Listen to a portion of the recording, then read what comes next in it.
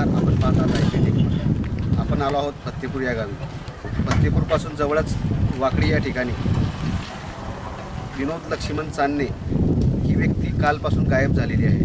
या संदर्भामध्ये त्यांच्या भावाची तक्रार आहे की त्यांचं अपहरण करून त्यांचा घातपात करण्यात आलेला आहे. जाणून घेऊया त्यांची काय तक्रार आहे.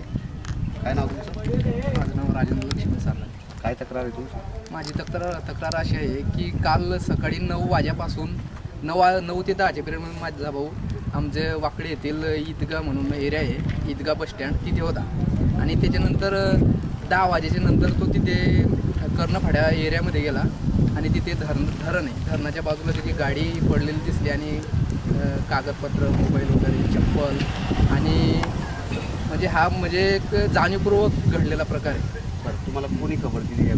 अशी खबर आहे की जिथे शेतमालक म्हणजे साईडला शेतमालक आहे ते केशव इंद्रसिंह पाटील त्यांचं नाव आहे आणि त्यांच्याच घरी माझं कलरचं काम चालू आहे. बरं. आणि मी त्यांच्या कॉन्टॅक्टमध्ये असल्यामुळे त्यांनी लवकरात लवकर मला कॉन्टॅक्ट केला की बाबा तुझ्या भावाचीच गाडी आहे आणि तू लवकर चौकशी कर काय बने. तिथे गेले? आम्ही तिथे गेल्याच्या नंतर गाडी पडलेली होती, कागदपत्र पडलेले होते, मोबाईल चालू होता, चप्पल इकडे तिकडे पडलेली होती, काही रक्ताचे डाग होते पडलेले. तुम्ही आजूबाजूला शोध घेतला? आम्ही शोध घेतला पण तिथे काहीच म्हणजे पुरावा काहीच नाही आहे. आणि या परिपूर्ण म्हणजे 100% प्लॅनिंग असं आहे की किडनॅपिंग आहे आणि त्याला मारठोक केली आणि मारठोक झाल्याच्या नंतर त्याला कुठेतरी एखाद्या जागी नेऊन ठेवलं. तुम्हाला कोणावर संशय आहे? आम्हाला संशय म्हणजे वाकडी गावातील म्हणजे 1 महिन्यापूर्वी तळी समाजापैकी त्याचे नाव आम्ही नोंदवलेच आहे, तर ते लोकांवर आमचा संशय आहे. आणि त्याच्यानंतर एक गावातीलच एक मुख्य सूत्रधार म्हणजे शेखरवाणी काय आणि त्यांची विरोधात आम्ही काय करतात? ते सरपंच आहे, ग्रामपंचायत सरपंच होते, माजी सरपंच आहे, आता सदस्य आहे, माझा भाऊ पण सदस्य आहे. आणि मेन म्हणजे हा ग्रामपंचायतीमध्ये थोडंसं टॅलेंट आहे, हुशार आहे आणि वेळोवेळी तो सगळ्याचं चौकशी ठेवायचा आणि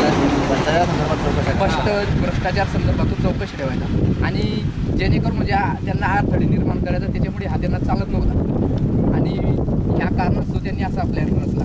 आणि शेखरवाणी यांनी न बहुतेक 2-4 महिने अगोदर 20,000 रुपये त्याची सुपारी दिली होती.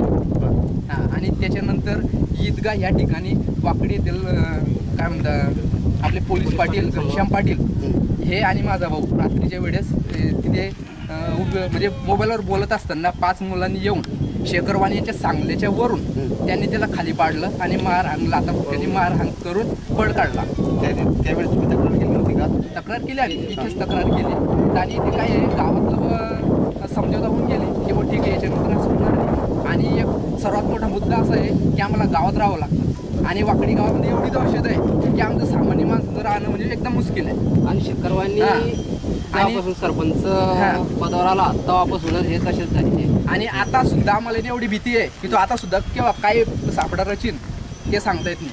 तुमची गावामध्ये प्रचंड दहशत आहे. हा दहशत आहे. तुम्ही पोलीस संरक्षणाची मागणी वगैरे केली का? नाही, आम्ही तर मागणी केली नाही. तुम्ही कुठल्या समाजातून येतात? आम्ही मातंग समाजाचे. आणि 5-6 महिने अगोदरच थोडं इथे भरपूर मॅटर झालंय, मागासवर्गीयांवर अत्याचार झालाय. आता म्हणजे मी जातीवादी असं काहीतरी हा प्रकार याच्यात नाही आहे. काय आहे त्याला ते प्रकरण जे घडलंय त्याला माझं काही घेणदेण नाही आहे त्याच्याशी. मी फक्त माझ्या याच्या पुरतंच बोलतोय की माझ्या भावाचे म्हणजे लवकरात लवकर त्याचा हे उलगडा व्हायला पाहिजे. तुमची काय मागणी केली तुम्ही आता? आम्ही यांना मागणी केली की बाबा तुम्ही लवकरात लवकर त्याची चौकशी करा आणि लवकरात लवकर आम्हाला निर्णय द्या काहीतरी.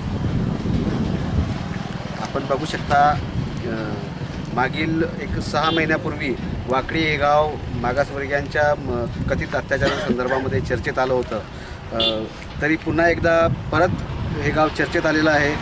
विनोद चांदणे यांच्या कथित अपहरणाचा डाव या ठिकाणी रचण्यात आलेला आहे. आपल्यासोबत त्यांचे दुसरे भाऊ आहेत. तुमचं काय नाव? मी लक्ष्मण चांदणे.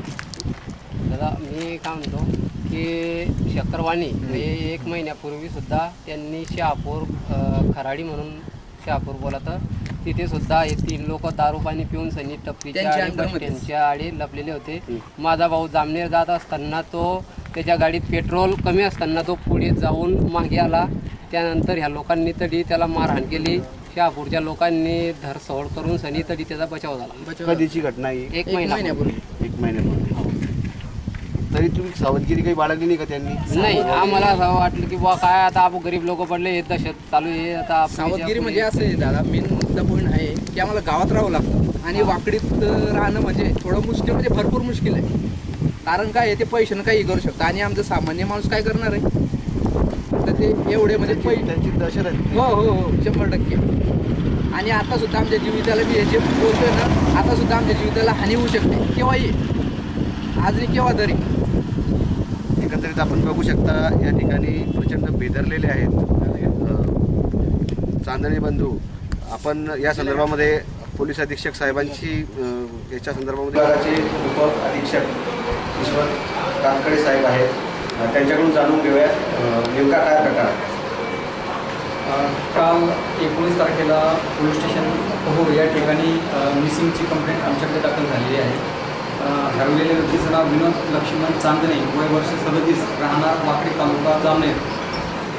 त्यांचा वर्णन रंगाने सावळा, अंगाने सडपातळ, जाड मिशी, अंगात पांढऱ्या रंगाचा फुल बाहेरचा टी शर्ट, अशा प्रकारचं वर्णन आहे.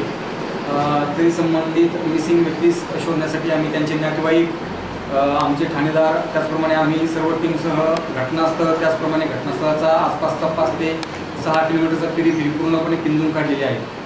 तरी जामनेर, पाचोरा तालुक्यातील सर्व नागरिकांना मी या चॅनलमार्फत आवाहन करतो की जर सदर वर्णाची व्यक्ती श्री विनोद चांदणे जर कोणास मिळून आली तर तात्काळ त्यांनी जळगाव नियंत्रण कक्ष, पोहोर पोलीस स्टेशन, त्याचप्रमाणे संबंधित ठाणेदार यांच्या मोबाईल नंबरवरती आपण संपर्क साधावा. त्याचप्रमाणे पुढील तपास आमचे ठाणेदार शिरसाट साहेब करत आहेत. म्हणण्यानुसार त्यांच्या भावांचं अपहरण झालेलं आहे, घातपाताचा प्रकार आहे, परंतु पोलीस स्टेशनच्या म्हणण्यानुसार फक्त त्या ठिकाणी हरवल्याची तक्रार नोंद आहे, म्हणजे मिसिंग दाखल आहे. पुढील तपास चालू आहे. आता आपण पुढे बघू शकतो की आता पुढील तपासामध्ये काय निष्पन्न होतं, तो घातपात आहे, अपहरण आहे का ते हरवलेले आहेत, ते पोलीस तपासात निष्पन्नच होईल. आपण पाहत राहत IBN एकमत, किरण चौधरीसह मनोज कुमार महाले, फत्तेपूर.